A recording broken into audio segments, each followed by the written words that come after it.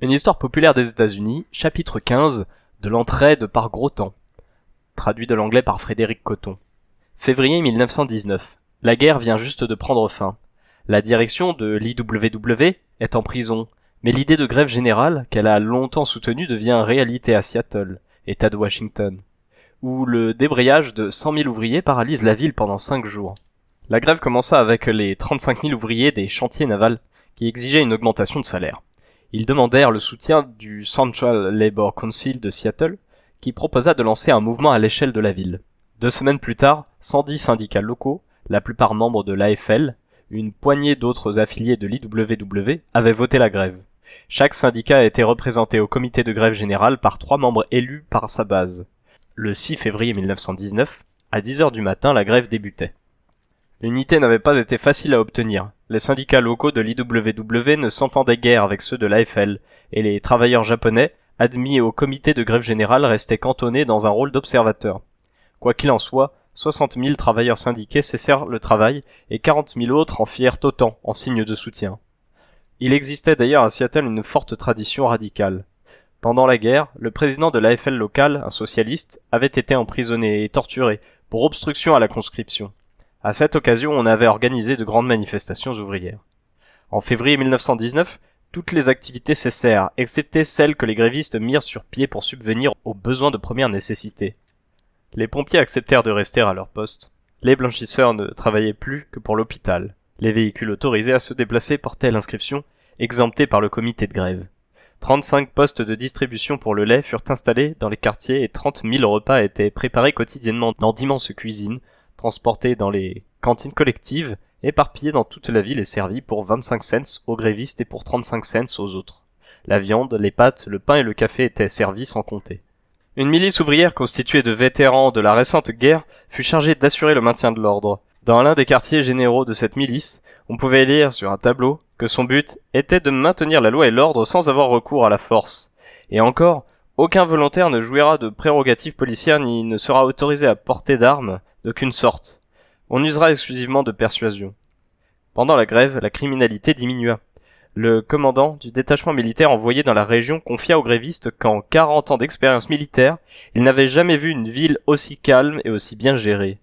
L'Union Record de Seattle, un quotidien édité par les travailleurs, publia un poème signé Anise. Ce qui les effraie le plus, c'est que rien ne se passe. Ils s'attendent à des émeutes, possèdent des mitrailleuses et des soldats, mais ce silence souriant les inquiète. Les hommes d'affaires ne comprennent pas ce type d'armes. Mon frère, c'est ton sourire qui ébranle leur confiance dans les armes. C'est la benne à ordures qui parcourt les rues, marquée, exemptée par le comité. Ce sont les distributions de lait qui s'améliorent chaque jour, et les 300 ouvriers vétérans de la guerre, maîtrisant les foules, sans fusil. Car toutes ces choses parlent d'un nouvel ordre possible et d'un nouveau monde dans lequel ils se sentent étrangers. Le maire de la ville fit prêter serment à 2400 adjoints extraordinaires, pour la plupart des étudiants de l'université de Washington. Le gouvernement américain dépêcha près d'1 millier de soldats à Seattle. Selon le comité de grève lui-même, la grève générale cessa au bout de 5 jours sous la pression des représentants fédéraux des syndicats et à cause des difficultés engendrées par la totale paralysie de la ville. La grève s'était déroulée pacifiquement. Elle fut cependant suivie de perquisitions et d'arrestations dans les locaux du Parti socialiste et dans ceux d'une imprimerie. 39 membres de l'IWW furent jetés en prison, en tant que principaux propagateurs de l'anarchie. À Centralia, toujours à Washington, où les Wobblies avaient mobilisé les travailleurs des scieries, les propriétaires projetaient de se débarrasser de l'IWW. Le 11 novembre 1919, le jour de l'armistice, l'American Legion défila à travers les rues avec des tubes de caoutchouc et des tuyaux de plomb. Les Wobblies s'attendaient à être pris à partie. Quand la Légion passa, devant les locaux de l'IWW, des coups de feu éclatèrent. On ne sait toujours pas qui tira le premier. Les locaux furent saccagés. Il y eut de nombreux coups de feu qui firent 3 morts du côté de la Légion. Dans les locaux se trouvait un membre de l'IWW, un bûcheron nommé Wesley Everett, qui avait été soldat en France à l'époque du procès des responsables nationaux de l'IWW pour obstruction à l'effort de guerre. Everett portait encore l'uniforme et brandissait une arme qu'il vida sur la foule. Puis il s'enfuit vers les bois environnants. Il voulut traverser la rivière, mais devant la force du courant, il se retourna, tira sur le premier de ses poursuivants, puis jeta son arme dans l'eau. Enfin, il affronta ses adversaires à main nue. Il fut ramené en ville et conduit en prison. Cette nuit-là, des individus forcèrent les portes de la prison et entraînèrent Everett dans une voiture. On retrouva son corps émasculé et criblé de balles pendu sous un pont. Personne ne fut jamais arrêté pour le meurtre de Wesley Everett, mais 11 membres de l'IWW furent jugés pour celui d'un responsable de la Légion et 6 d'entre eux condamnés à des peines allant de 10 à 16 ans d'emprisonnement. Comment peut-on expliquer la violence de cette réaction à la grève générale et aux activités de l'IWW ? Certains propos du maire de Seattle font penser que l'establishment craignait moins la grève elle-même que ce qu'elle symbolisait. Selon lui, la grève générale, prétendument débonnaire, de Seattle, était une tentative de révolution. Il ajoutait qu'il n'y a pas eu de violence ni change rien. L'objectif, tant avoué que confidentiel, était bien de renverser le système industriel. Ici pour commencer, et partout ailleurs ensuite. Certes, il n'y eut pas de coups de feu, de bombes ou d'assassinats. Mais la révolution, je le répète, n'est pas nécessairement violente. La grève générale, telle qu'elle s'est pratiquée à Seattle, est en elle-même une arme révolutionnaire, et d'autant plus dangereuse qu'elle est non violente. Pour parvenir à ses fins, elle doit faire cesser toute activité, arrêter totalement le mouvement vital de la communauté, c'est-à-dire mettre le gouvernement hors jeu. C'est le seul objectif de la révolte, et peu importe le moyen. La grève générale de Seattle s'était déroulée pendant cette période d'après-guerre marquée, partout dans le monde, par une montée de la révolte. Dans le journal The Nation, on pouvait lire ce qui suit. Le phénomène le plus extraordinaire de notre époque, c'est cette révolte sans précédent des masses. En Russie, elle a détrôné le tsar. En Corée, en Inde, en Égypte et en Irlande, elle oppose une résistance acharnée à la tyrannie politique. En Angleterre, elle a permis la grève des chemins de fer contre l'avis même des responsables syndicaux. À Seattle et à San Francisco, elle est à l'origine du récent refus des dockers de participer à la livraison d'armes et de nourriture destinée à favoriser le renversement des autorités soviétiques. Dans un district de l'Illinois, cette révolte s'est manifestée dans la résolution, votée à l'unanimité par les mineurs en grève, conseillant aux dirigeants syndicaux de l'État d'aller au diable. À Pittsburgh, selon M. Gompers, les responsables, pourtant réticents de l'AFL, ont été contraints de soutenir la grève des sidérurgistes menée par les membres de l'IWW et autres radicaux. À New York, l'esprit de révolte a entraîné la grève des débarqueurs et nourrit la méfiance de la base à l'égard des responsables syndicaux. Dans la même ville, les dirigeants syndicaux nationaux, qui travaillent pourtant main dans la main avec les patrons, ont été totalement incapables d'empêcher le soulèvement des travailleurs de l'imprimerie. L'homme de base, entre guillemets, après avoir perdu toute confiance dans les vieilles directions syndicales, a fait preuve d'une autonomie nouvelle, ou du moins d'une nouvelle témérité, d'un désir nouveau de prendre ses affaires en main. L'autorité ne peut plus désormais venir d'en haut. Elle naît automatiquement de la base. Fin de citation. En 1919, dans les aciéries de l'ouest de la Pennsylvanie, 12 heures par jour et 6 jours par semaine dans une chaleur insoutenable, le travail des hommes était éreintant. 100 000 sidérurgistes étaient membres d'une vingtaine de syndicats de métiers différents, affiliés à l'American Federation of Labor. Selon le Comité national, qui tenta, à l'été 1919, de les réunir dans une seule organisation, les hommes ont fait savoir que si l'AFL ne faisait pas quelque chose pour eux, ils s'occuperaient de cette affaire eux-mêmes. Le Conseil national de l'AFL, quant à lui, recevait de nombreux télégrammes, comme celui que lui adressa le Conseil des ouvriers sidérurgistes de Johnstown. Si le Comité national n'autorise pas la tenue d'un vote cette semaine pour décider de la grève générale, nous serons obligés d'appeler à la grève nous-mêmes. William Z. Foster, futur dirigeant communiste, alors trésorier du Comité national responsable de la mobilisation des travailleurs, et reçut également un télégramme adressé par les responsables syndicaux du district de Johnstown. On ne peut plus attendre de nous que nous rencontrions ces travailleurs enragés qui nous traiteront de traîtres si la grève est repoussée. Le président des États-Unis, Woodrow Wilson, et le président de l'AFL, Samuel Gompers, faisaient pourtant tous deux pression pour que cette grève soit ajournée. Mais en septembre 1919, 100 000 ouvriers syndiqués se mirent en grève, bientôt rejoints par 250 000 de leurs camarades. Le shérif du comté d'Allegheny fit assermenter 5 000 ouvriers de la US Steel qui ne faisaient pas grève et déclara que les rassemblements en plein air étaient désormais interdits. À la même époque, le mouvement œcuménique mondial fit paraître un rapport dans lequel on pouvait lire: à Monessen, la politique des forces de police de l'État se limitait à matraquer les hommes et à les reconduire chez eux. À Braddock, lorsqu'un gréviste était matraqué dans la rue, il était ensuite traîné en prison, où il restait toute la nuit. On a ordonné que nombre d'individus arrêtés à Newcastle ne fussent pas libérés avant la fin de la grève. Le département à la justice se mit de la partie, en menant des opérations contre les étrangers, que l'on déportait ensuite. À Gary, dans l'Indiana, les troupes fédérales entrèrent également dans la danse. Certains facteurs ne jouaient pas en faveur des grévistes. La plupart d'entre eux étaient des immigrants de fraîche date et de nationalités et de langues différentes. Le Sherman Service Inc., engagé par les entreprises sidérurgiques pour briser la grève, donnait à ses agents des instructions de ce genre. Nous voulons que vous fomentiez autant de dissensions que possible entre les Serbes et les Italiens. Répandez chez les Serbes la rumeur que les Italiens reprennent le travail. Pressez-les de reprendre leur poste avant que les Italiens ne leur prennent leur boulot. 30 000 Noirs furent importés dans le district pour briser la grève. Ces ouvriers noirs, exclus des syndicats affiliés à l'AFL, ne se sentaient pas solidaires des syndicalistes. À mesure que la grève s'éternisait, un sentiment de défaite se répandit. Les ouvriers commencèrent à reprendre le travail. Après 10 semaines, il ne restait que 11 000 grévistes. Le comité national de l'AFL décréta la fin de la grève. Au cours de l'année qui suivit la fin de la guerre, 120 000 ouvriers du textile s'étaient également mis en grève en Nouvelle-Angleterre et dans le New Jersey, ainsi que 30 000 travailleurs de la soie à Paterson dans le New Jersey. À Boston, la police fit grève, comme le firent à New York les cigarières, les chemisières, les charpentiers, les boulangers, les camionneurs et les barbiers. La presse affirmait qu'à Chicago, il y avait eu plus de grèves et d'arrêts de travail en un seul été qu'il n'y en avait eu jusqu'alors. 5 000 employés de l'International Harvester et 5 000 employés municipaux étaient dans les rues. Au début des années 1920, la situation sembla finalement maîtrisée. L'IWW avait été balayé et le Parti socialiste se désintégrait. Les grèves avaient été réprimées par la force et l'économie fonctionnait suffisamment bien aux yeux de suffisamment de gens pour prévenir toute tentative de rébellion.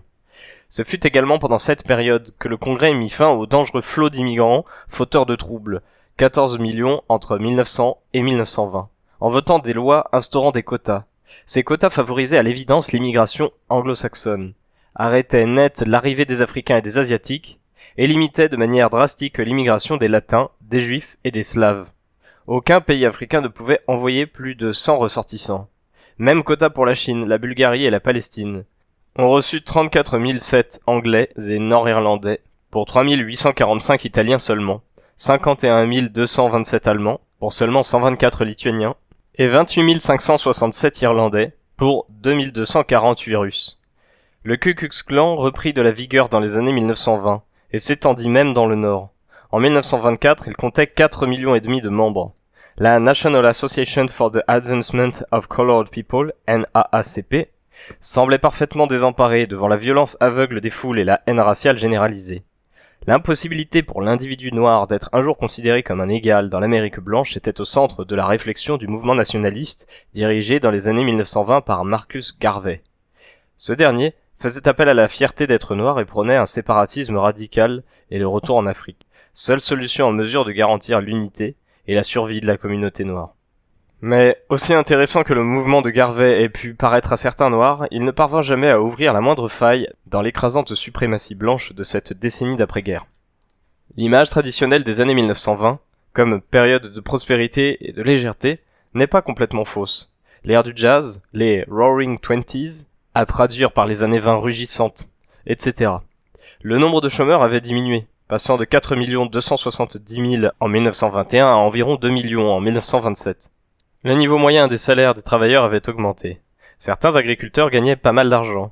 Les familles ayant un revenu annuel de plus de $2000, pour 40% de l'ensemble, pouvaient se permettre l'achat de gadgets modernes, autos, radios, réfrigérateurs, etc. Des millions de gens ne s'en sortaient pas si mal et pouvaient sans souci rejeter les autres hors du cadre. Les petits fermiers blancs et noirs, et les familles immigrées des grandes villes, sans travail ou trop pauvres pour subvenir aux besoins de première nécessité. La prospérité restait cependant concentrée au sommet de la pyramide. Entre 1922 et 1929, tandis que les salaires moyens dans l'industrie augmentaient de 1,4% par an, le revenu annuel des actionnaires progressait de 16,4%. 6 millions de familles, 42% du total, gagnaient moins de $1000 par an. Selon un rapport de la Brookings Institution, les 0,1% des familles qui occupaient le sommet de la pyramide gagnaient autant que les 42% les plus pauvres.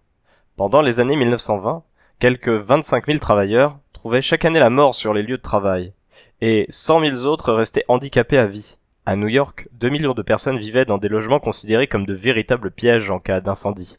Le pays comptait nombre de petites villes industrielles comme Muncie, dans l'Indiana, ou selon Robert et Helen Lind, dans l'ouvrage Middletown, La structure de classe pouvait se lire dans la variation des horaires de réveil.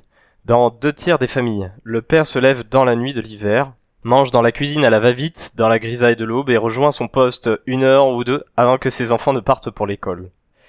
Il y avait néanmoins assez de gens vivant confortablement pour faire passer les autres à l'arrière-plan.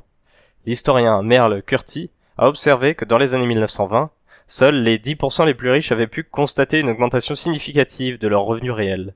Mais les protestations légitimes que de tels chiffres avaient soulevées ne parvenaient pas à se faire entendre sur une grande échelle. Cela était dû à la fois à la stratégie d'envergure mise en place par les 2 plus importantes formations politiques et au fait que la plupart des moyens d'information de l'opinion publique étaient désormais contrôlés par des grands groupes de presse. Quelques écrivains tentèrent bien de briser le silence, tels Theodore Dreiser, Sinclair Lewis et Lewis Mumford.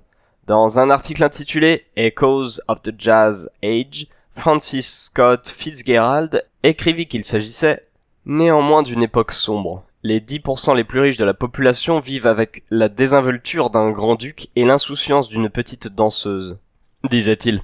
Il remarquait des signes troublants au milieu de toute cette prospérité. Alcoolisme, malheur et violence. À Long Island, un camarade s'est tué avec sa femme, un autre est tombé accidentellement d'un gratte-ciel de Philadelphie, et un autre encore s'est jeté volontairement d'un gratte-ciel à New York.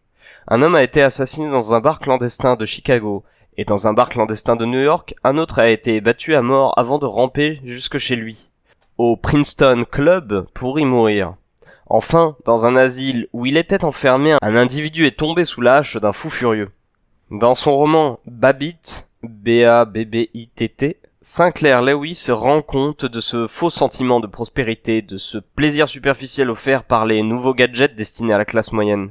Il disait: il s'agissait du meilleur réveil produit en série et distribué dans tout le pays, avec les accessoires les plus modernes, comme le carillon type cathédrale, l'alarme intermittente et le cadran phosphorescent. Babbitt était fier d'être réveillé par un mécanisme aussi sophistiqué. Socialement, c'était aussi valable que d'acheter de coûteux pneus renforcés. Il se rendait compte, à présent avec mauvaise humeur, qu'il n'y avait plus d'échappatoire, mais il restait là, allongé et détestait la corvée de son boulot dans l'immobilier, et n'aimait pas non plus sa famille, et se détestait de ne pas les aimer. Après le vote du 19e amendement, et après de longues années de lutte, les femmes avaient finalement acquis le droit de vote en 1920. Le vote demeurait néanmoins une pratique des classes moyennes et aisées. Eleanor Flexner, retraçant l'histoire du mouvement, affirme que le vote féminin a surtout permis de constater que les femmes ont montré la même tendance à s'en remettre aux 2 partis orthodoxes que les électeurs hommes. Écrivit-elle. Au cours des années 1920, rares furent les personnalités politiques à prendre la parole au nom des pauvres. Parmi ceux qui le firent, pourtant, on trouve Fiorello LaGuardia, membre du Congrès élu dans un district d'immigrés pauvres d'East Harlem. Assez bizarrement, il se présentait sous les 2 bannières, socialistes et républicaines. Au milieu des années 1920, les habitants de son secteur l'interpellèrent sur les prix élevés de la viande. Lorsque LaGuardia demanda au secrétaire à l'agriculture William Jardine de mener une enquête sur ces prix excessifs, Jardine lui adressa une brochure expliquant comment utiliser la viande de façon économique. LaGuardia lui répondit en retour: « J'ai demandé votre aide et vous m'envoyez une brochure. Le peuple de New York ne peut pas nourrir ses enfants avec les publications du ministère. Vos brochures ne sont d'aucune utilité pour les habitants de notre grande ville. Les ménagères de New York savent parfaitement, par la dure expérience qu'elles en ont, comment utiliser économiquement la viande. Ce que nous voulons, c'est l'aide de votre ministère contre les profiteurs qui empêchent les travailleurs new-yorkais de se nourrir convenablement. » Fin de citation. Pendant les présidences de Harding, de 1921 à 1923, et de Coolidge, de 1923 à 1929, le secrétaire au Trésor s'appelait Andrex Mellon, l'un des hommes les plus riches d'Amérique. En 1923, le Congrès étudia le plan Mellon, qui se présentait comme une baisse générale des impôts sur le revenu. Il prévoyait en fait de réduire de 50 à 25% l'imposition des plus hauts revenus et de 3 à 4% celle des revenus les plus bas. Certains membres du Congrès, représentant les zones ouvrières, protestèrent contre ce projet. William P. Connery, dans le Massachusetts, fut de ceux-là. Je ne peux pas laisser penser à mes électeurs qui travaillent dans les usines de chaussures à Lynn, dans les manufactures de Lawrence et dans l'industrie du cuir de Peabody que, en cette période de prétendue prospérité républicaine, j'accepte ce projet. Lorsque je vois dans ce plan Mellon une mesure destinée à économiser à Monsieur Mellon lui-même quelques 800 000 $ d'impôts sur le revenu et à son frère 600 000 $, je ne peux être d'accord. Le plan Mellon fut tout de même voté. En 1928, après avoir visité les quartiers les plus pauvres de New York, LaGuardia déclara « J'avoue que je n'étais pas préparé à ce que j'ai vu de mes yeux. Je ne pensais pas possible qu'une telle misère existât réellement. » Noyé dans le flot d'informations sur les si prospères années 1920, surgissaient pourtant de temps à autre des nouvelles révélant l'âpreté des conflits sociaux. En 1922, les mines de charbon et les chemins de fer se mirent en grève. Le sénateur Burton Wheeler, dans le Montana, un progressiste élu avec les votes des travailleurs, se rendit sur le terrain des grèves et témoigna ensuite. Toute la journée, j'ai entendu des récits déchirants au sujet des femmes expulsées de leur logement par les compagnies minières. J'ai pu également entendre les gémissements pitoyables des enfants privés de pain. Je suis resté muet en écoutant les plus incroyables récits au sujet d'hommes sauvagement battus par des milices privées. Cela fut une expérience choquante et nerveusement éprouvante. Fin de citation. En 1922, une grève menée par les ouvriers italiens et portugais des industries textiles du Rhode Island échoua. Mais la conscience de classe en fut avivée, et certains grévistes rejoignirent les mouvements radicaux. Luigi Nardella se souvient. Guido, l'aîné de mes frères, a lancé la grève. C'est lui qui a arrêté les métiers. Il allait d'atelier en atelier en criant « C'est la grève, c'est la grève !» Lorsque la grève a débuté, il n'y avait aucun responsable syndical.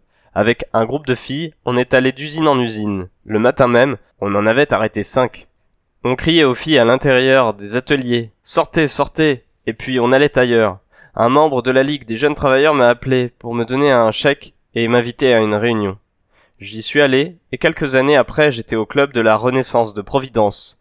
Nous étions antifascistes. Je faisais des discours au coin des rues. Je grimpais sur une petite estrade et je m'adressais à pas mal de gens. C'est nous qui avons organisé le soutien à Sacco et Vanzetti. Fin de citation. Après la guerre, tandis que le Parti socialiste s'essoufflait, un parti communiste fut créé. Les communistes s'impliquèrent dans la mise sur pied de la Trade Union Education League, TUEL, qui essaya d'insuffler un esprit militant au sein de l'AFL. Lorsque Ben Gold, communiste et membre de la section des fourreurs affiliés à la TUEL, mit en cause la direction de l'AFL au cours d'un rassemblement, il fut arrosé et reçut plusieurs coups de couteau. En 1926, avec d'autres communistes, il lança la grève des fourreurs. Ils organisèrent un piquet de grève et se battirent contre la police avant d'être arrêtés et roués de coups. Mais la grève continua jusqu'à ce qu'ils obtinrent la semaine de 40 heures et une augmentation de salaire. Les communistes jouèrent à nouveau un rôle important dans la grève du textile qui toucha les deux Carolines et le Tennessee au printemps 1929. Les patrons du textile s'étaient délocalisés vers le sud pour échapper à la répression des syndicats et pour trouver une main-d'œuvre plus conciliante parmi les blancs pauvres. Ces derniers se soulevèrent pourtant contre les horaires écrasants et les salaires de misère. Ils refusaient en particulier le système dit d'extension. Par exemple, un tisserand qui avait travaillé sur 24 métiers et gagné 18,91 $, une semaine pouvait être augmenté à 23 $ en étant alors étendu sur 100 métiers à un rythme extravagant.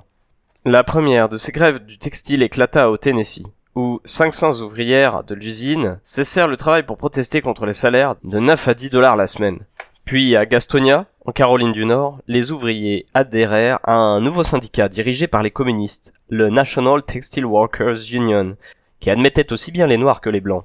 Quand certains d'entre eux furent licenciés, la moitié des 2000 employés décidèrent de faire grève. Une atmosphère de racisme et d'anticommunisme commença alors à se répandre et la violence éclata. Les grèves du textile gagnèrent la Caroline du Sud. Les unes après les autres, les grèves se conclurent, parfois même à l'avantage des grévistes, sauf à Gastonia, où les ouvriers, installés dans un campement et refusant de se séparer des communistes qui étaient à leur tête, poursuivirent la grève. Mais des travailleurs furent appelés en renfort pour briser la grève et la production ne s'arrêta pas. Le désespoir s'accrut. Il y eut des heurts violents avec les forces de police. Une nuit particulièrement sombre, le chef de la police locale fut tué au cours d'un échange de coups de feu. 16 grévistes et sympathisants furent accusés du meurtre. Parmi eux, Fred Beale, un responsable du Parti communiste. 7 accusés furent finalement jugés et condamnés à des peines allant de 5 à 20 ans de prison. On les relâcha sur caution avant de les expulser de l'État. Les communistes s'enfuirent en Russie soviétique. Malgré tous ces échecs, ces coups et ces meurtres, ce fut le début du syndicalisme dans l'industrie du textile du Sud. Le krach boursier de 1929, qui marqua le début de la Grande Dépression aux États-Unis, fut directement provoqué par des spéculations sauvages qui manquèrent leur coup et entraînèrent toute l'économie avec elles. Comme l'affirme John Galbraith dans son analyse de l'événement dans The Great Crash, derrière cette spéculation, il y avait également le fait que, dans son ensemble, l'économie était déjà fondamentalement malade. Galbraith dénonce la mauvaise santé des structures industrielles et bancaires, un commerce extérieur boiteux, de nombreuses erreurs d'analyse économique et la mauvaise répartition du revenu. Près d'un tiers du revenu global individuel était aux mains des 5% les plus aisés de la population. Une critique socialiste irait plus loin et affirmerait que le système capitaliste est par nature malsain. Un système dont la motivation prépondérante est le profit industriel est inévitablement instable, imprévisible et sourd aux besoins essentiels de l'humanité. En conséquence, une dépression permanente pour une multitude de gens et les crises périodiques pour à peu près tout le monde. Le capitalisme, malgré les tentatives d'autorégulation et les mesures engagées pour en assurer une maîtrise plus efficace, restait, en 1929, un système malade et peu fiable. Après le krach, l'économie était assommée, pratiquement paralysée. Plus de 5000 banques fermèrent leurs portes et de très nombreuses activités, faute de pouvoir obtenir de l'argent, cessèrent également. Celles qui ne s'arrêtèrent pas licencièrent de nombreux employés et baissèrent régulièrement les salaires. La production industrielle chuta de 50%. En 1933, près de 15 millions de travailleurs, c'est-à-dire entre un quart et un tiers de la force de travail totale, étaient au chômage. Ford, qui au printemps 1929 employait 128 000 salariés, n'en comptait plus que 37 000 en août 1931. À la fin de 1930, près de la moitié des 280 000 ouvriers du textile de la Nouvelle-Angleterre se retrouvaient sans emploi. Dans sa très grande sagesse, l'ex-président Calvin Coolidge n'hésitait pas à reconnaître que, lorsque de plus en plus de gens sont licenciés, le chômage augmente. En 1931, il devait également constater que le pays n'était pas en bonne santé. Assurément, les responsables de l'économie américaine ne comprenaient pas ce qui s'était passé. Ils étaient déroutés et, refusant de reconnaître leurs erreurs, trouvèrent d'autres raisons que le simple échec du système. Herbert Hoover déclarait peu avant le krach que l'Amérique était aujourd'hui plus près de remporter la victoire finale sur la pauvreté qu'aucun pays à travers l'histoire. En mars 1931, Henry Ford prétendait que la crise était due au fait que le citoyen moyen ne ferait jamais sa journée de travail si on ne l'attrapait pas pour l'obliger à le faire. Il y a plein de travail pour ceux qui veulent travailler. Fin de citation. Quelques semaines plus tard, il licenciait 75 000 ouvriers. Il y avait des millions de tonnes de nourriture disponibles, mais on ne pouvait tirer profit ni de leur transport ni de leur vente. Il y avait des vêtements plein les entrepôts, mais les gens ne pouvaient pas les acheter. De nombreux logements étaient disponibles, mais restaient vacants, personne ne pouvant en payer les loyers. Les gens avaient été expulsés de chez eux et vivaient désormais dans des taudis, les fameuses Hooverville, qui s'étaient rapidement construits dans les décharges. Un bref aperçu de ce qu'on pouvait lire dans les journaux suffit à rendre compte de la réalité de l'époque. Un reportage du New York Times au début de 1932 est particulièrement évocateur. Après avoir vainement tenté d'obtenir un report d'expulsion de son appartement du 46 Hancock Street à Brooklyn jusqu'au 15 janvier, Peter G. Cornell, un ancien couvreur de 48 ans, au chômage et sans argent, est décédé hier dans les bras de sa femme. Un médecin attribue la cause de son décès à un arrêt cardiaque, et la police ajoute que sa mort est également due en partie à la déception terrible qui a suivi une longue journée passée à tenter en vain d'empêcher que sa famille et lui ne soient jetés à la rue. Cornell devait $5 d'arriérés de loyer et 39 autres dollars pour le loyer du mois de janvier payable en début de mois au propriétaire. Son défaut de paiement a été suivi d'un avis d'expulsion présenté hier à la famille et devant prendre effet à la fin de cette semaine. Après avoir en vain cherché partout assistance, il fut informé par le bureau d'aide au logement qu'il ne recevrait aucune aide financière pour le 15 janvier. Fin de citation. Fin 1932, on trouve le récit suivant dans une dépêche en provenance du Wisconsin publiée dans The Nation. Partout dans le Middle West, la tension monte entre les fermiers et les autorités au sujet des impôts et des ventes par saisie. Dans de nombreux cas, les expulsions n'ont pu être empêchées que par l'action collective des fermiers. Il n'y avait aucune réelle violence, du moins jusqu'à ce que la propriété du Seacon, près de Elkhorn dans le Wisconsin, ne soit assiégée le 6 décembre par les forces de l'ordre armées de mitrailleuses, de fusils, de pistolets et de bombes lacrymogènes. La propriété de Max Seacon avait été vendue après saisie au mois d'août dernier. Il refusait depuis de laisser pénétrer l'acheteur ou les autorités sur ses terres. Il accueillait les visiteurs indésirables avec un fusil. Le shérif l'avait sommé de se rendre pacifiquement, mais il refusa d'obtempérer. Le shérif ordonna alors à ses subordonnés d'organiser un barrage de mitrailleuses et de fusils. Seacon est aujourd'hui en prison à Elkhorn. Sa femme et ses 2 enfants qui se trouvaient avec lui dans la maison ont été recueillis à l'hospice du comté. Seacon n'est pas un fauteur de troubles, Il jouit de la confiance de ses voisins qui, récemment encore, l'avaient élu juge de paix de Sugar Creek. Qu'un homme de son statut et possédant de telles dispositions puisse en arriver à de telles extrémités en défiant les autorités est un signal clair que nous pouvons nous attendre à ce que de nouveaux troubles éclatent dans les régions agricoles, à moins qu'on ne vienne rapidement en aide aux fermiers. Fin de citation. Le locataire d'un logement sur la 133e rue dans East Harlem écrivait à Fiorello LaGuardia, son représentant au Congrès. Vous connaissez la terrible situation dans laquelle je me trouve. Jusqu'ici, je touchais une pension du gouvernement, mais ils ont arrêté de la verser. Cela fait bientôt 7 mois que je suis sans travail. J'espère que vous essaierez de faire quelque chose pour moi. J'ai 4 enfants qui manquent de vêtements et de nourriture. Ma fille, qui a 6 ans, est très malade et ne se remet pas. Je dois 2 mois de loyer et j'ai peur d'être expulsé. En Oklahoma, on vendait les fermes aux enchères. Les fermiers les virent tomber en ruine avant que les tracteurs n'arrivent et ne se mettent au travail. Dans Les raisins de la colère, John Steinbeck décrit tout cela. Et les dépossédés, les vagabonds, affluèrent en Californie. 250 000 puis 300 000. Derrière eux, des tracteurs, tout neufs, investissaient la terre et les fermiers étaient expulsés de force. De nouvelles vagues se formaient. De nouvelles vagues de dépossédés et de sans-abri, durs, résolus et dangereux. Et un homme affamé, sans toit, roulant sur la route avec sa femme à ses côtés et ses enfants malingres sur le siège arrière, pouvait contempler les champs en friche, capable de produire de la nourriture, mais pas de profit. Et cet homme savait que c'est un péché de laisser un champ en friche, et qu'une terre à l'abandon est un crime contre les enfants malingres. Au sud, il vit pendre aux branches des arbres les oranges dorées, les petites oranges dorées sur les arbres verts sombres, et les gardes armés de fusils patrouillant à la lisière pour empêcher qu'un homme ne cueille une orange pour un enfant malingre, des oranges qu'on jetait si leur prix était trop bas. Steinbeck avait raison, ces gens devenaient dangereux. L'esprit de révolte allait croissant. Dans un livre publié en 1933, Seeds of Revolt, Moritz Hallgren réunissait des articles de presse sur les événements survenus un peu partout à travers le pays. England, Arkansas, le 3 janvier 1931. L'interminable sécheresse qui a ruiné des centaines de fermes de l'Arkansas l'été dernier a, hier encore, produit des effets spectaculaires lorsque 500 fermiers, pour la plupart des blancs presque tous armés, ont marché sur le quartier commerçant de la ville, réclamant à grands cris des vêtements et de la nourriture pour eux et leurs familles. Les manifestants annoncèrent leur intention de les prendre dans les boutiques si on ne leur en fournissait pas gratuitement par un autre moyen. Détroit, 9 juillet 1931. Hier soir, un début d'émeute ayant pour cible le bureau municipal du logement et regroupant 500 chômeurs environ a été réprimé par les renforts de la police à Cadillac Square. Indiana Harbor, dans l'Indiana, le 5 août 1931. Les locaux de la Fruit Grover Express Company ont été détruits par 1500 chômeurs qui exigeaient qu'on leur donne du travail pour ne pas mourir de faim. L'entreprise répondit en faisant appel à la police locale qui dispersa les chômeurs à coups de matraque. Boston, 10 novembre 1931.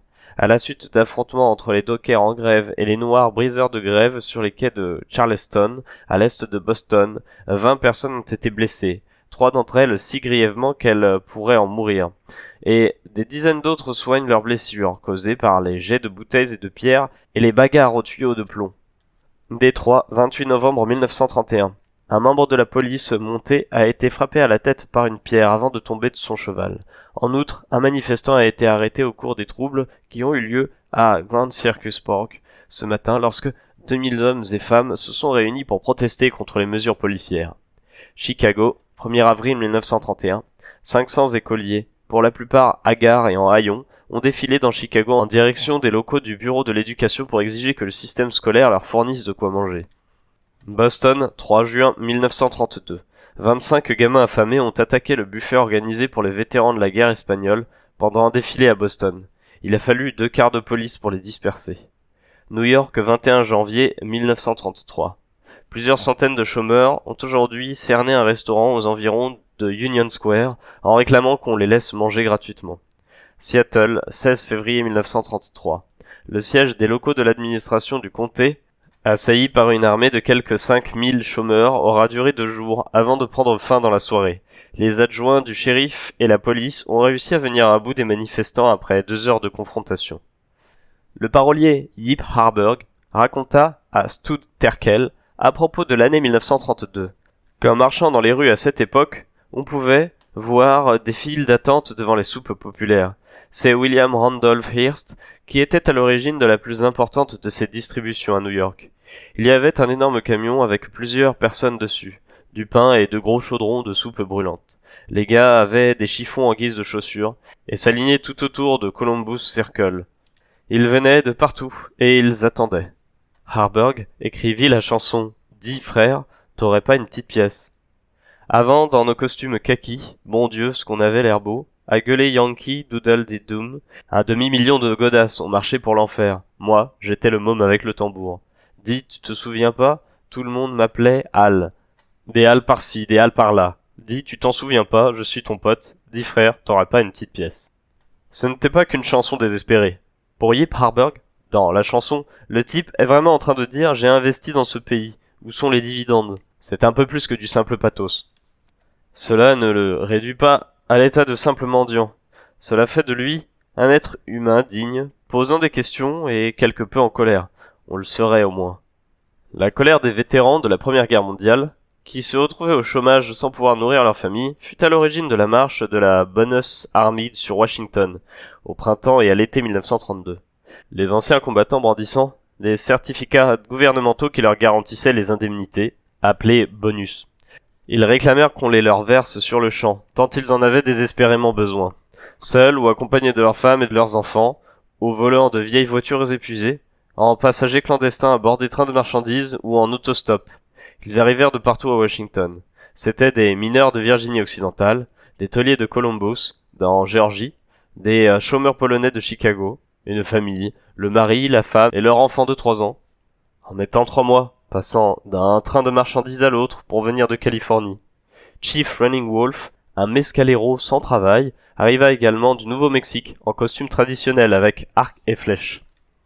Ils étaient plus de 20 000 à camper sur l'autre rive du Potomac, en face du Capitole, dans les marais de l'Anacostia, où, comme l'écrivit John Dos Passos, les hommes couchaient dans des abris faits de vieux journaux, de boîtes de carton, d'emballages, de plaques de fer blanc ou de toiles au goudronné. Bref, toutes sortes de constructions mal fichues, d'abris contre la pluie fabriqués à partir de ce qu'ils trouvaient dans la décharge municipale. Le décret destiné à autoriser le paiement des fameuses indemnités fut voté par la Chambre, puis rejeté par le Sénat. Certains vétérans découragés levèrent le camp. La plupart cependant restèrent en place, les uns occupant des bâtiments officiels, les autres demeurant dans les marais de l'Anacostia. Finalement, le président Hoover ordonna à l'armée de les chasser. 4 escadrons de cavalerie, 4 compagnies d'infanterie, une batterie de mitrailleuses et 6 tanks se regroupèrent près de la Maison Blanche. Le général Douglas MacArthur fut chargé de l'opération, secondé par le major Dwight Eisenhower. George Patton faisait également partie des officiers.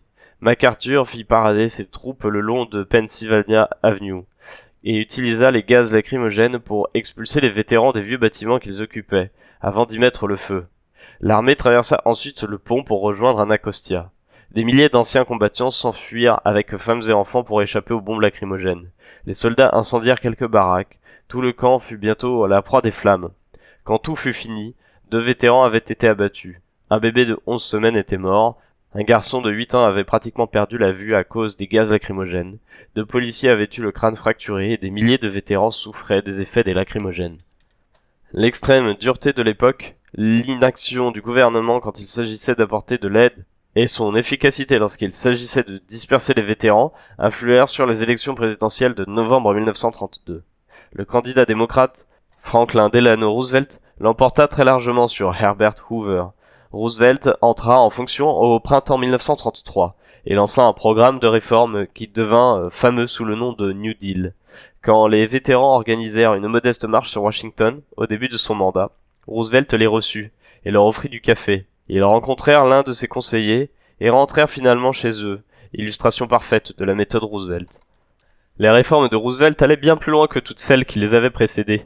Elles visaient 2 objectifs essentiels: réorganiser le capitalisme de manière à dépasser la crise et à stabiliser le système et calmer les très nombreux mouvements de révolte spontanés qui marquèrent les débuts de l'administration Roosevelt, comme par exemple les organisations de locataires ou de chômeurs, les mouvements d'entraide et les grèves générales qui touchèrent plusieurs villes. Pour stabiliser le système afin d'assurer sa survie, Roosevelt fit voter, 5 mois après sa prise de fonction, une première grande loi, le National Industrial Recovery Act, NIRA, Il s'agissait de prendre le contrôle de l'économie à travers une série de codes négociés à la fois par les employeurs, les travailleurs et le gouvernement. Ces codes fixaient des minima pour les prix et les salaires et limitaient la concurrence. D'emblée, la National Recovery Administration, NRA, fut contrôlée par le milieu des affaires et mise au service de ses intérêts. Selon Bernard Bellush, dans The Failure of the NRA, le premier article de la loi confiait la plus grande part du pouvoir de la nation aux combinats les mieux organisés et aux riches associations commerciales. Le public non organisé, plus connu sous l'étiquette de consommateurs, comme les membres du mouvement syndical balbutiant, ne furent pas vraiment consultés, ni sur l'organisation initiale de la National Recovery Administration, ni sur les principes de sa politique. Dans les branches où les syndicats étaient puissants, Roosevelt accepta de faire quelques concessions aux travailleurs, mais, là où ils étaient faibles, Roosevelt ne tenta pas de résister aux pressions des porte-paroles du monde industriel, qui souhaitaient maîtriser les codes conçus dans le cadre de la NRA. Dans son livre Towards a New Past, Barton Bernstein confirme que, en dépit des réticences de certains hommes d'affaires sur quelques points, la NRA réaffirmait et consolidait leur autorité. Bellush résume ainsi son point de vue sur la NRA. La Maison-Blanche permit à l'Association nationale des industriels, à la Chambre de commerce, aux alliances industrielles et aux associations commerciales de jouir d'une autorité prépondérante. Ainsi, l'administration privée devint l'administration publique, et le gouvernement privé devint le gouvernement public, assurant le mariage du capitalisme et de l'étatisme.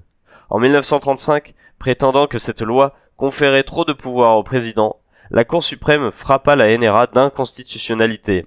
Roosevelt avait pourtant, comme l'écrit Bellush, abandonné au travers de la NRA une partie démesurée de l'autorité gouvernementale aux représentants du monde industriel américain. L'AAA, Agricultural Adjustment Administration, fut également votée dans les 5 premiers mois de l'administration Roosevelt.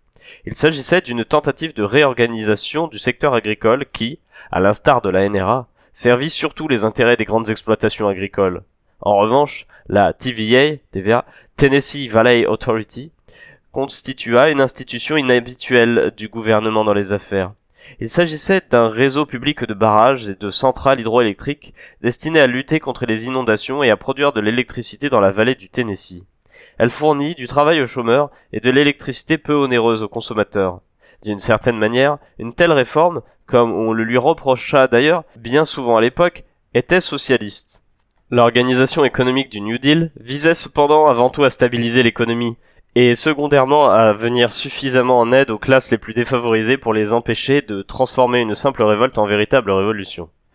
Car cet esprit de révolte existait bel et bien lorsque Roosevelt devint président. Les gens les plus désespérés ne comptaient plus sur l'aide du gouvernement. Ils s'en remettaient à eux-mêmes et prenaient des initiatives. Tante Molly Jackson, qui prit plus tard une part active dans les luttes sociales des Appalaches, a raconté comment elle était un jour rentrée dans une boutique du coin et avait demandé 24 livres de farine. Après avoir donné le sac à son petit garçon pour qu'il l'emporte, elle se servit un paquet de sucre et dit au commerçant « Bon, je reviendrai dans 90 jours, j'ai quelques enfants à nourrir. Je vous paierai, ne vous inquiétez pas. » Lorsque le commerçant fit quelques objections, elle sortit son revolver. En tant que sage-femme, se déplaçant souvent seule, elle était autorisée à en posséder un. Et elle déclara « Martin, si tu essaies de me prendre ce paquet, peu importe si je passe sur la chaise électrique, je te tirerai mes 6 coups en 1 minute. » Alors, se souvient-elle, je suis sortie pour retourner chez moi, et mes 7 mômes avaient tellement faim qu'ils ont arraché la pâte à pain encore crue des mains de leur mère pour l'avaler d'un coup. Dans tout le pays, les gens réagissaient spontanément pour faire cesser les expulsions. À New York, à Chicago et dans bien d'autres villes, lorsque le bruit courait que quelqu'un allait être expulsé, les gens se réunissaient. La police sortait les meubles dans la rue, et la foule les réinstallait aussitôt. Le Parti communiste était particulièrement actif dans l'organisation des groupes de l'Alliance ouvrière dans les villes. Mademoiselle Willie Jeffries, une femme noire, raconta les expulsions à Studsterkel. Beaucoup de gens étaient expulsés. L'huissier arrivait, les expulsait. Aussitôt qu'ils étaient partis, on les réinstallait. Tout ce qu'on avait à faire, c'était d'appeler Brother Hilton. On lui disait « Écoute, à tel et tel endroit, il y a une famille à la rue. » Toute personne qui passait dans le coin et qui était membre de l'Alliance ouvrière savait à qui il fallait s'adresser. Le type arrivait avec 50 autres gars. On remettait les trucs où ils étaient avant. Les hommes rebranchaient l'électricité et allait chez le quincaillier prendre un tuyau de gaz pour raccorder le four. On vous remettait les meubles juste là où ils étaient avant. C'était comme si on ne vous avait jamais mis dehors. Des conseils de chômeurs fleurissaient dans tout le pays. Dans un article publié dans The Forum en 1932, Charles R. Walker les décrivait en ces termes. Ce n'est plus un secret que les communistes organisent des conseils de chômeurs dans la plupart des villes et qu'ils les dirigent le plus souvent. Pourtant, les conseils fonctionnent démocratiquement, et c'est la majorité qui décide. L'un de ceux que j'ai pu observer, celui de Lincoln Park, dans le Michigan, comptait 300 membres parmi lesquels seulement 11 communistes. Le conseil avait son aile droite, son aile gauche et aussi son centre. Le président du conseil était également le commandant de l'American Legion locale. À Chicago, on trouve 45 sections du Conseil des chômeurs qui comptent en tout 22 000 membres. L'arme des conseils est la règle démocratique du nombre et leur mission principale est d'empêcher l'expulsion des plus démunis, ou, s'ils sont expulsés, de leur trouver un nouveau logement. Si un chômeur se voit couper l'eau ou le gaz parce qu'il ne peut plus payer, il faut s'adresser aux autorités compétentes. S'occuper de trouver des vêtements et des chaussures à ceux qui n'en ont pas. Faire cesser par la pression et l'information la discrimination dans l'accession aux aides sociales entre les blancs et les noirs ou à l'encontre des immigrés. Accompagner les gens jusqu'aux locaux de l'assistance afin de s'assurer qu'ils y soient nourris et vêtus. Pour finir, il s'agit aussi de garantir une aide juridique à tous les chômeurs qui ont été arrêtés au cours de manifestations, de marches de la faim ou de réunions. Fermez les guillemets. En 1931 et 1932, le gouvernement et les employeurs ayant cessé de leur venir en aide, les gens s'organisèrent pour se débrouiller par eux-mêmes. À Seattle, le syndicat des pêcheurs échangeait le poisson contre les fruits et les légumes cultivés par d'autres. Les bûcherons faisaient de même. Il existait 22 endroits différents dans lesquels on pouvait échanger de la nourriture et du bois de chauffage contre d'autres produits ou des services. Coiffeurs, couturières et médecins y exerçaient leur talent en échange d'autres biens ou services. À la fin de 1932, on comptait 330 organisations d'entraide réparties dans 37 États et regroupant quelques 300 000 membres. Début 1933, le mouvement sembla s'éteindre. La tâche était sans doute trop difficile à mener à bien dans le cadre d'une économie qui s'enfonçait dans une pagaille toujours plus grande. Le plus remarquable exemple d'entraide spontanée eut lieu dans la région minière de Pennsylvanie, où des équipes de mineurs au chômage foraient de petites galeries sur les terrains de la compagnie minière locale. Ils en extrayaient le charbon, le transportaient jusque dans les villes et le vendaient en dessous du prix du marché. En 1934, 5 millions de tonnes de ce charbon de contrebande furent extraites par 20 000 hommes, utilisant 400 véhicules. Certains furent poursuivis en justice. Des jurys locaux les acquittèrent. Des geôliers refusèrent de les emprisonner. Bien qu'essentiellement motivées par la nécessité, ces actions étaient également porteuses de potentialités révolutionnaires. L'écrivain marxiste Paul Matic affirmait que, pour mettre fin à leur misère, les travailleurs n'ont qu'à faire des actions simples comme se saisir des choses qui sont à portée de leurs mains, sans se soucier ni du principe de propriété, ni de philosophie sociale, comme se mettre à produire pour eux-mêmes. Cette démarche, si elle prend une envergure sociale importante, entraînera inévitablement des résultats durables. En revanche, au niveau local, ce sera l'échec assuré. Les mineurs clandestins ont démontré assez clairement et de manière assez impressionnante que cette absence si déplorée d'idéologie socialiste chez les travailleurs ne les empêche pas d'agir de manière tout à fait anticapitaliste lorsqu'il s'agit de subvenir à leurs besoins, en rompant ainsi avec les contraintes de la propriété privée pour satisfaire leurs besoins propres. L'action des mineurs illustre concrètement l'aspect le plus important de la conscience de classe. Les problèmes des travailleurs ne peuvent être résolus que par les travailleurs eux-mêmes. Les responsables du New Deal, Roosevelt, ses conseillers et les hommes d'affaires qui le soutenaient, avaient-ils eux aussi une conscience de classe? Avaient-ils compris que des mesures devaient être prises d'urgence, en 1933 et 1934, pour fournir du travail, de la nourriture et des secours, pour écarter l'idée selon laquelle les problèmes des travailleurs ne peuvent être résolus que par les travailleurs eux-mêmes? Sans doute, à l'instar de la prise de conscience des ouvriers, s'agissait-il d'un ensemble de mesures ne devant rien à une stratégie préconçue, mais s'appuyant plutôt sur une instinctive nécessité pratique. Peut-être est-ce cette sorte de vague conscience de classe qui entraîna en 1934 la présentation devant le Congrès du décret Wagner-Conry destiné à encadrer les conflits sociaux. Ce décret proposait l'élection de représentants syndicaux ainsi que la création d'un conseil spécial pour régler les problèmes et étudier les revendications. N'était-ce pas le type même de législation destinée à en finir avec l'idée que les problèmes des travailleurs ne peuvent être résolus que par les travailleurs eux-mêmes? Le monde des affaires estima que le décret favorisait les travailleurs et s'y opposa. Quant à Roosevelt, il n'appréciait guère l'idée. Cependant, en 1934, une série de conflits sociaux imposa la nécessité d'une démarche législative en ce domaine. Cette année-là, 1,5 million de travailleurs de différents secteurs industriels se mirent en grève.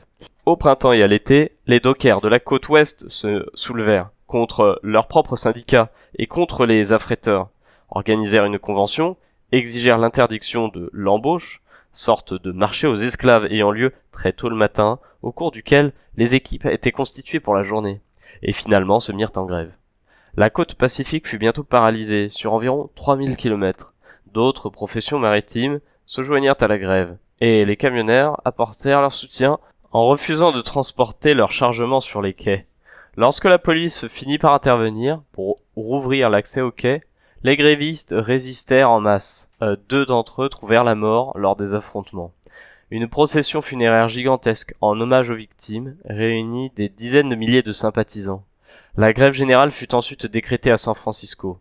Elle fut suivie par 130 000 travailleurs qui paralysèrent toutes les activités de la ville. 500 policiers supplémentaires furent alors engagés et 4 500 membres de la garde nationale appelés en renfort, avec l'infanterie, l'artillerie, des mitrailleuses et des tanks. Le Times de Los Angeles commenta la situation. Ce qui se passe à San Francisco ne correspond pas exactement à ce qu'on appelle la grève générale. Ce qui se passe actuellement est une insurrection, une révolte menée et inspirée par les communistes contre l'administration gouvernementale.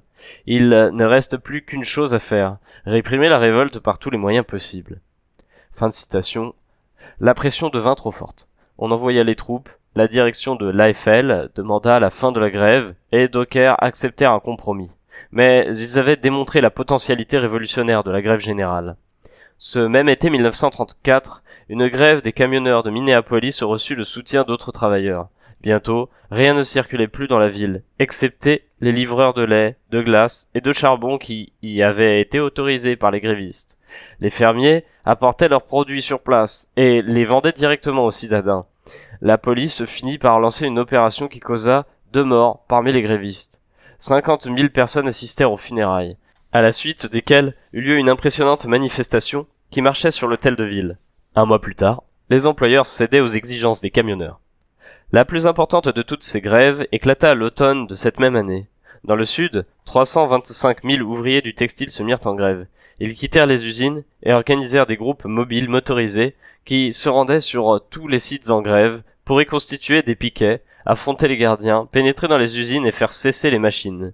Ici aussi, la grève venait de la base en dépit des réticences émises au sommet par les responsables syndicaux. Le New York Times affirma « L'aspect le plus dangereux de cette situation est qu'elle échappe complètement au contrôle des leaders syndicaux. » À nouveau, la machinerie de l'État se mit en marche. Des policiers et des briseurs de grève armés tirèrent sur les piquets de grève en Caroline du Sud, tuant 7 grévistes et en blessant 20 autres. La grève s'étendit néanmoins à la Nouvelle-Angleterre. À Lowell, dans le Massachusetts, 2500 ouvriers du textile se soulevèrent. À Saylesville, dans le Rhode Island, une foule de 5000 personnes affronta les mitrailleuses des forces de l'ordre et fit fermer l'usine de textile. À Woonsocket, dans le Rhode Island, 2000 personnes, scandalisées par l'assassinat d'un homme par la garde nationale, saccagèrent la ville et firent fermer l'usine. Le 18 septembre, 421 000 ouvriers du textile s'étaient mis en grève dans tout le pays. On procéda à des arrestations massives. Les syndicalistes étaient roués de coups et il y eut 13 morts. Roosevelt s'en mêla et mit sur pied un bureau de médiation, tandis que les syndicats appelaient à la fin de la grève. Le Sud rural connut aussi un fort activisme social, le plus souvent à l'initiative des communistes, mais également motivé par les difficultés des fermiers et ouvriers agricoles pauvres, noirs et blancs confondus, particulièrement touchés par la crise. Le syndicat des fermiers du Sud naquit en Arkansas, regroupant les métayers noirs et blancs, et gagna rapidement d'autres régions. L'Agricultural Adjustment Act de Roosevelt ne profitait en rien aux fermiers des plus pauvres. En outre, en encourageant les agriculteurs à diminuer leur production, cette loi contraignit les petits fermiers et les métayers à abandonner leur activité. En 1935, sur les 6 800 000 fermiers américains, 2 800 000 ne possédaient pas leur terre en propre. Le revenu moyen d'un métayer était de $312 par an. Les ouvriers agricoles, qui ne possédaient aucune terre, passant d'une ferme à l'autre et d'une région à l'autre, ne gagnaient en moyenne que $300 par an. Les fermiers noirs étaient les plus défavorisés. Certains d'entre eux furent séduits par les discours de ces étrangers apparus pendant la Grande Dépression, qui proposaient de les aider à s'organiser. Dans une remarquable interview accordée à Theodore Rosengarten, voire All God's Dangers, Nate Shaw se souvient. Et pendant la période des pressions, un syndicat commençait à monter dans le coin, qui s'appelait le syndicat des fermiers. Je trouvais que c'était un beau nom. Et j'ai compris que ce qui se passait était un tournant dans la vie des hommes du Sud, aussi bien pour les Blancs que pour les Noirs. C'était quelque chose de pas banal. J'ai entendu dire que c'était un mouvement en faveur de la classe des gens pauvres. C'était juste que je voulais connaître aussi. Je voulais en savoir assez pour pouvoir m'y mettre moi aussi. Max Lohan, un blanc, m'a dit « Reste en dehors de ça. Tous ces noirs qui courent partout pour faire des réunions, c'est pas pour toi. » Moi je me disais « Tu rêves mon vieux, si tu penses que tu vas m'empêcher de participer à ça ?» J'y suis allé aussi sec, et j'ai adhéré dès la réunion suivante. En fait, il avait fait exactement ce qu'il fallait pour me décider à le faire, m'interdire d'y aller. Les maîtres de cette organisation ont commencé à se balader partout dans la région. Il fallait garder un peu le secret. Il y avait ce type de couleur, j'ai oublié son nom, mais il abattait du sacré bon boulot en faisant des réunions avec nous. Ça faisait partie de son boulot. Dans les réunions qu'on faisait chez nous ou ailleurs, on devait faire attention à ce que personne d'autre ne se pointe. C'était des petites réunions, mais il y en avait parfois une douzaine de suite. Les nègres avaient la trouille. Ouais, ils avaient la trouille, c'est la pure vérité. Nate Shaw raconte ensuite ce qu'il se passa lorsqu'un fermier noir, qui n'avait pas payé ses dettes, fut sur le point d'être expulsé. Le policier a dit « Ce matin, je vais saisir tout ce que le vieux Virgil Jones possède. » Alors je l'ai supplié de ne pas le faire. J'ai dit « Vous allez l'empêcher de nourrir toute sa famille ?» Nate Shaw prévient alors le policier qu'il ne permettra pas que cela se fasse. Le policier revient avec d'autres personnes, et l'un d'entre eux tire sur Shaw et le blesse. Ce dernier prend un fusil et tire en retour. Arrêté à la fin 1932, il passa 12 ans dans une prison de l'Alabama. Son histoire n'est qu'un tout petit fragment de l'immense drame inconnu qu'ont vécu les pauvres à l'époque où le syndicat des fermiers se mettait en place. Des années après sa libération, Nate Shaw donna son avis sur les questions de race et de classe. Oh, c'est simple comme bonjour. Le blanc pauvre et le noir pauvre sont dans le même bateau. C'est les grands pontes qui font exprès de les séparer. Le contrôle d'un homme, le pouvoir de contrôle, c'est le riche qui l'a. La classe des riches se tient les coudes. Et le blanc pauvre est sur l'autre liste, avec les types de couleurs. Moi j'ai pigé ça. Ce qu'on fait et comment on le fait en disent 100 fois plus que tous les beaux discours. Hosea Hudson, un noir originaire de la Géorgie rurale, ouvrier agricole à 10 ans, plus tard employé dans les aciéries de Birmingham, fut scandalisé par l'affaire de Scottsboro, dans laquelle, en 1931, 9 jeunes noirs avaient été accusés de viol de 2 jeunes filles blanches et condamnés sur de simples présomptions de preuves par un jury composé uniquement de blancs. Cette année-là, Hudson adhéra au Parti communiste. Au cours des années 1932 et 1933, il entreprit de fédérer les chômeurs noirs de Birmingham. Il se souvient. Au cœur de l'hiver 1933, nous, les gars du parti, on a organisé un grand rassemblement des chômeurs sur les marches de l'ancien tribunal, sur la 3e avenue de North Birmingham. Il y avait 7000 personnes, ou plus, noirs et blancs confondus. En 1932 et 1933, on s'est mis à monter des comités de chômeurs dans différents quartiers de Birmingham. Si quelqu'un n'avait plus de quoi manger, on n'allait pas le voir pour lui dire « Pas de chance mon gars ». C'était notre boulot d'aller le voir, et on essayait d'arranger ça, s'il le voulait. Les comités de quartier se réunissaient toutes les semaines. On parlait de problèmes sociaux, de ce qui se passait. On lisait le Daily Worker, ou le Southern Worker, pour savoir ce qu'il se passait à propos de l'aide aux chômeurs. Que faisaient les gars de Cleveland, ou en étaient les luttes à Chicago. On discutait aussi des dernières nouvelles de l'affaire Scottsboro. On se tenait au courant le plus possible, alors les gens voulaient toujours nous voir parce qu'on avait toujours quelque chose de différent à leur dire. En 1934 et 1935, des centaines de milliers de travailleurs tenus à l'écart des syndicats, fermés et étroitement contrôlés de l'AFL, commencèrent à militer dans les nouveaux secteurs industriels de production de masse, l'automobile, les caoutchoucs et l'industrie de l'emballage. L'AFL ne pouvait pas les ignorer. Il mit sur pied un comité du syndicalisme industriel afin d'encadrer ses ouvriers par branche industrielle et non par profession. Tous les ouvriers d'une même usine étaient membres d'un syndicat unique. Ce comité, présidé par John Lewis, fit sécession et fonda la Congress of Industrial Organizations, CIO. Mais ce furent les grèves et les révoltes nées à la base qui poussèrent les dirigeants de l'AFL et du CIO à passer à l'action. Jeremy Brecher, raconte tout cela dans son livre Strike. Une nouvelle tactique fut inventée par les ouvriers d'Akron, dans l'Ohio, au début des années 1930. L'occupation d'usines. Les travailleurs restaient sur leur lieu de travail au lieu d'en sortir pour manifester. Cela présentait des avantages évidents. Ils empêchaient ainsi l'intrusion des briseurs de grève. Ils n'étaient pas contraints de s'en remettre aux responsables syndicaux, mais gardaient au contraire le contrôle de la situation. Ils n'étaient plus obligés de manifester dans le froid ou sous la pluie. Ils n'étaient plus isolés, comme sur leur poste de travail ou dans les piquets de grève.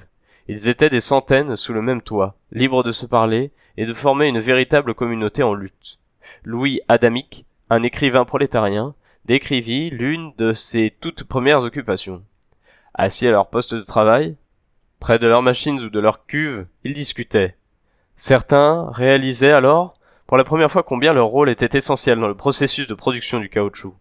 À eux seuls, 2 hommes avaient pratiquement arrêté ce processus. Les contremaîtres, les chefs de groupe et les patrons étaient complètement hors du coup. En moins d'1 heure, la question était réglée. C'était la victoire complète pour les ouvriers. Au début de 1936, l'usine de caoutchouc Firestone d'Akron, les hommes qui travaillaient à la fabrication des pneus de camions durent subir une baisse de leur salaire, déjà trop basse pour subvenir aux frais de nourriture et de logement. Lorsque plusieurs syndicalistes furent licenciés, les autres cessèrent le travail en restant à leur poste. En une journée, l'usine numéro 1 était complètement paralysée. L'usine numéro 2 le fut le lendemain. La direction céda. 10 jours plus tard, l'usine Goodyear était également occupée. Un tribunal condamna cette forme d'occupation, mais la décision n'eut aucun effet et 150 policiers furent envoyés sur les lieux. Ils durent faire face à 10 000 ouvriers venus de toute la ville. Un mois plus tard, les grévistes l'emportaient. Cette tactique gagna le reste du pays. En décembre, la plus longue grève de ce type commença à l'usine numéro 1 de Fisher Body, à Flint dans le Michigan.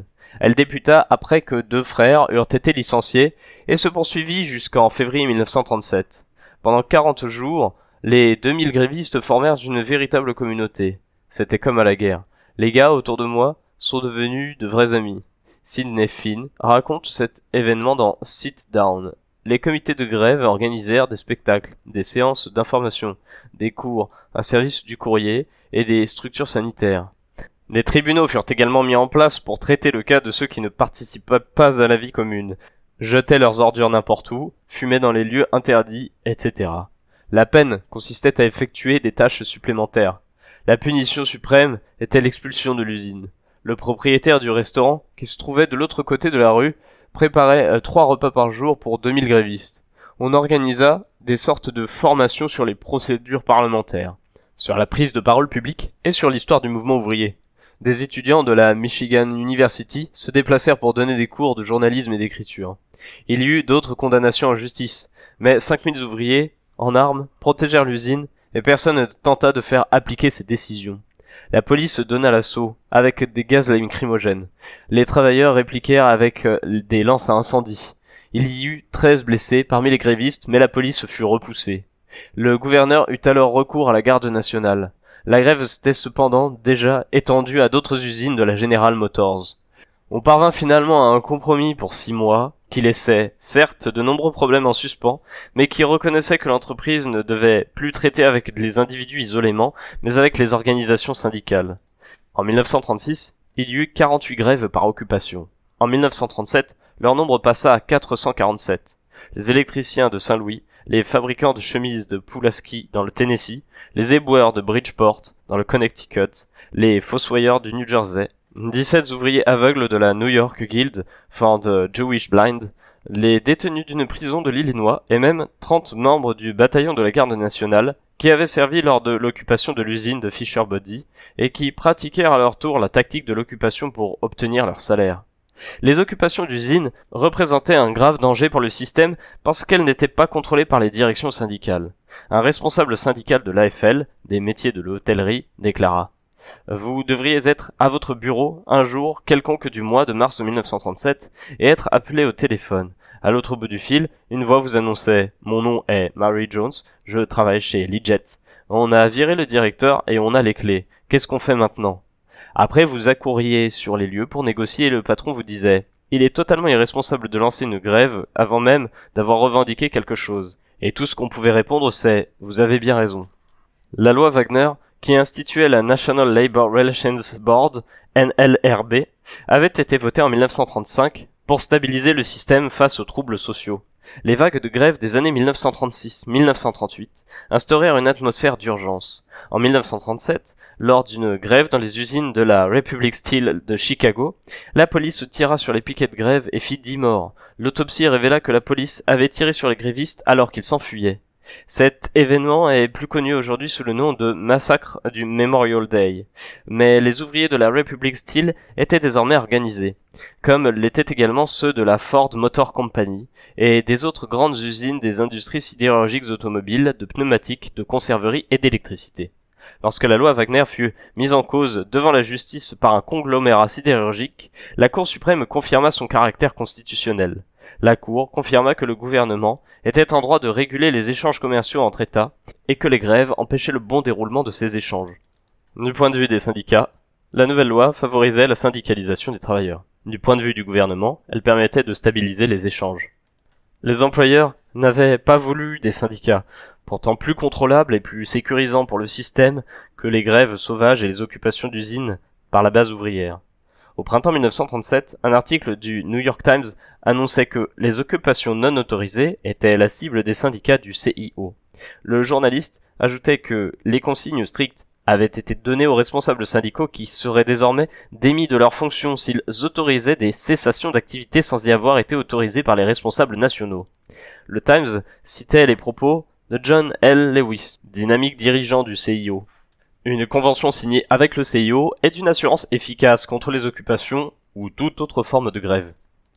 Le Parti communiste, dont certains membres jouaient un rôle important dans les syndicats du CIO, sembla suivre cette voie.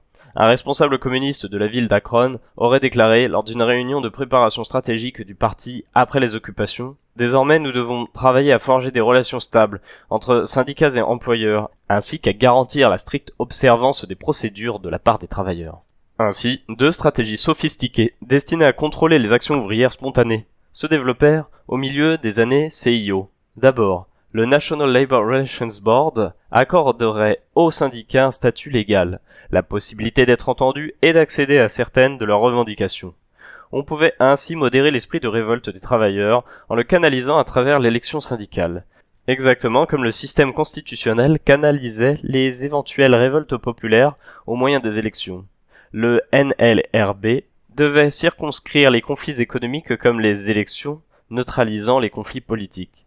Ensuite, les syndicats, y compris un syndicat actif et militant comme le CIO, canaliseraient les pulsions insurrectionnelles des ouvriers par le biais des conventions collectives, des négociations, des réunions syndicales, puis tenteraient de réduire le nombre des grèves avec pour objectif de construire de grands syndicats influents et parfois même respectables.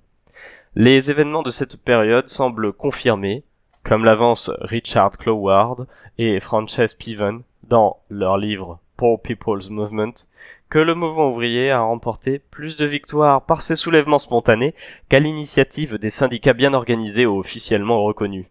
Ouvrez les guillemets, les ouvriers en ont plus imposé et ont obtenu de plus grandes concessions de la part du gouvernement pendant la Grande Dépression, au cours de ces années où ils n'étaient pas encore encadrés par des syndicats.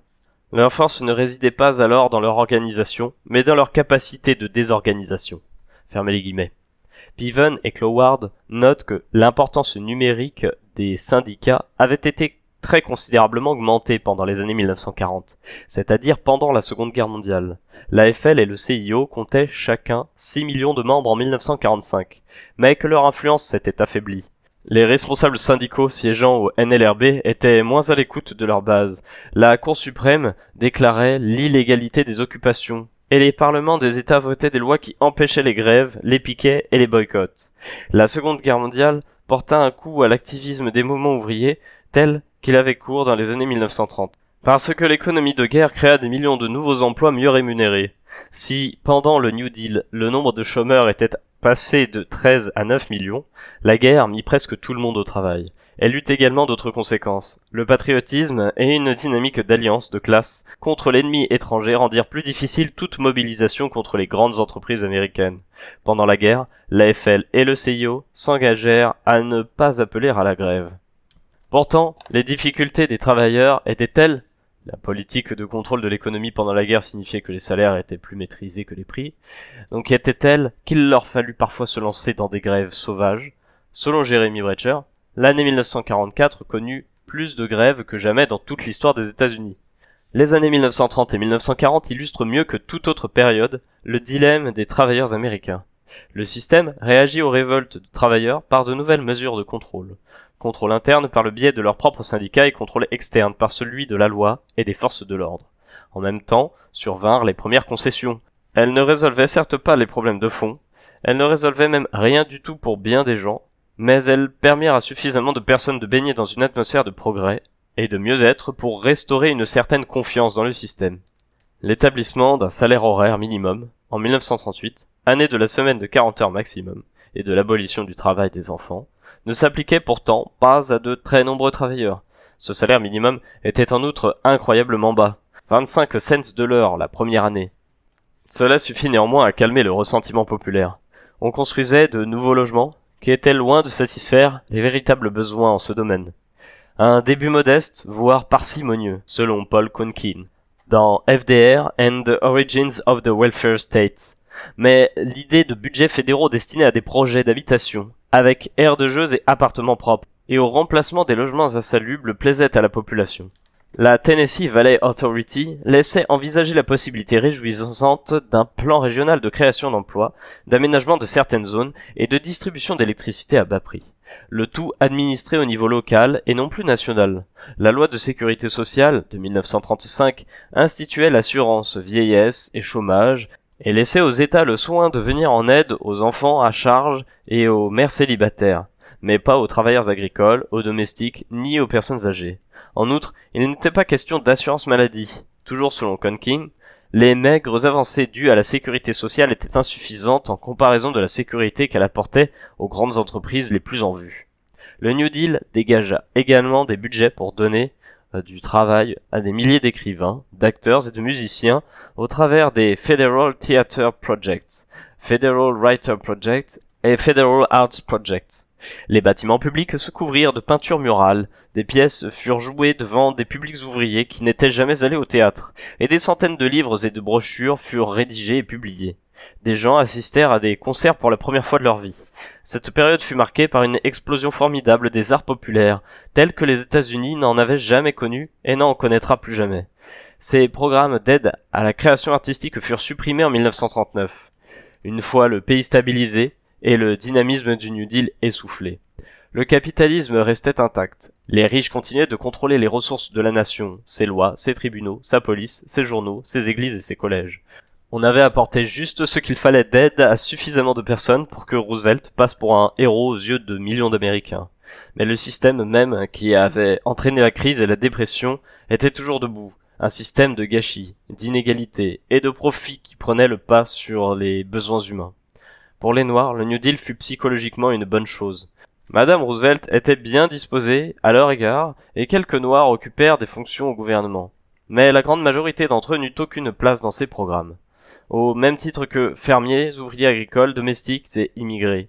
Ils étaient exclus de l'assurance chômage, du salaire minimum, de la sécurité sociale ou des subventions agricoles. Roosevelt, soucieux de ne pas s'aliéner les politiciens blancs du Sud, dont il avait politiquement besoin, ne soutint pas un décret contre le lynchage. Noirs et blancs restaient séparés dans l'armée. Les travailleurs noirs subissaient une discrimination à l'emploi. Ils étaient les derniers engagés et les premiers à être licenciés. Ce n'est qu'en 1941, lorsque A. Philip Randolph, président du syndicat des wagons-lits, menaça d'organiser une gigantesque marche sur Washington, que Roosevelt accepta de signer un décret instaurant un comité sur le juste accès à l'emploi. Mais cet organisme n'ayant aucun pouvoir exécutif, la situation n'évoluait guère. Le quartier noir de Harlem, en dépit de toutes les réformes du New Deal, ne bougea pas d'un iota. 350 000 personnes y vivaient, soit 233 habitants par demi-hectare. La moyenne était de 133 dans le reste de Manhattan. En 25 ans, la population de Harlem avait été multipliée par 6.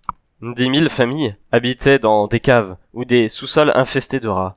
La tuberculose y était monnaie courante. La moitié des femmes mariées étaient domestiques.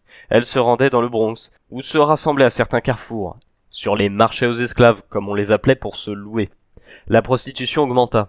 En 1935, deux jeunes femmes noires, Ella Barker et Marvel Cook, écrivirent un article à ce sujet dans The Crisis. Elles disent: il n'y a pas que la force de travail qui s'échange et se vende pour des salaires d'esclaves. L'amour humain est également un bien disponible sur le marché. Que ce soit pour le travail ou pour l'amour, les femmes arrivent dès 8 heures du matin et attendent parfois jusqu'à 1 heure de l'après-midi, ou jusqu'à ce qu'elles trouvent à se louer, sous la pluie ou le soleil, dans la chaleur et dans le froid. Elles attendent d'être engagées pour 10, 15 ou 20 cents de l'heure. À l'hôpital de Harlem en 1932, le taux de mortalité était environ 2 fois plus élevé qu'à l'hôpital Bellevue, situé dans les quartiers blancs du sud de Manhattan. Harlem était un véritable havre pour le crime, ce terreau amer de la pauvreté que décrivent Roy Otley et William Waterby dans leur essai The Negro in New York. Le 19 mars 1935, à la même époque où l'on votait les réformes du New Deal, une explosion de violence parcourut Harlem. 10 000 Noirs déboulèrent dans les rues, détruisant les biens des commerçants blancs. 700 policiers pénétrèrent dans le quartier pour y ramener l'ordre, faisant 2 morts parmi les émeutiers. Au milieu des années 1930, Langston Hughes, un jeune poète noir, écrivit un poème au titre évocateur, « Que l'Amérique redevienne l'Amérique ». Je suis le blanc pauvre, trompé et exclu. Je suis le nègre portant les cicatrices de l'esclavage. Je suis le peau rouge expulsé de sa terre. Je suis l'immigré, se cramponnant à l'espoir, et ne découvrant toujours que le même système imbécile, du chien dévorant le chien et du puissant écrasant le faible. Oh, que l'Amérique redevienne l'Amérique, ce pays qu'elle n'a jamais encore été, mais qu'elle doit pourtant devenir, la terre de l'homme libre, ce pays qui est à moi, le pauvre, l'Indien, le noir, moi qui ai fait l'Amérique, et dont la sueur et le sang, la foi et les souffrances, les bras à la fonderie, le labour sous la pluie, doivent faire renaître notre rêve sacré. Vous pouvez m'appeler de tous les noms que vous voudrez, l'acier de la liberté ne rouille pas. Aux sangsues qui vivent sur la vie des autres, nous devons reprendre à nouveau notre terre, l'Amérique. Pourtant, pour les Américains blancs des années 1930, du nord comme du sud, les Noirs restaient invisibles. Seuls les radicaux tentèrent de renverser les barrières de race. Les socialistes, les trotskistes et les communistes surtout. Le CIO, sous l'influence des communistes, mobilisait les Noirs dans les industries de production de masse. Les Noirs continuaient certes de servir de briseurs de grève, mais il existait également désormais des tentatives d'unir les travailleurs blancs et noirs dans la lutte contre leur ennemi commun. En 1938, Molly Lewis publia dans The Crisis le récit de l'expérience qu'elle vécut lors d'une grève dans les aciéries de Gary, dans l'Indiana. Alors que les autorités de Gary s'obstinèrent à maintenir un système d'écoles séparées, les parents se retrouvent dans les syndicats et les services d'entraide. Le seul lieu public de Gary dans lequel les deux races peuvent manger ensemble librement est un restaurant coopératif organisé en grande partie par des membres du syndicat et du service d'entraide.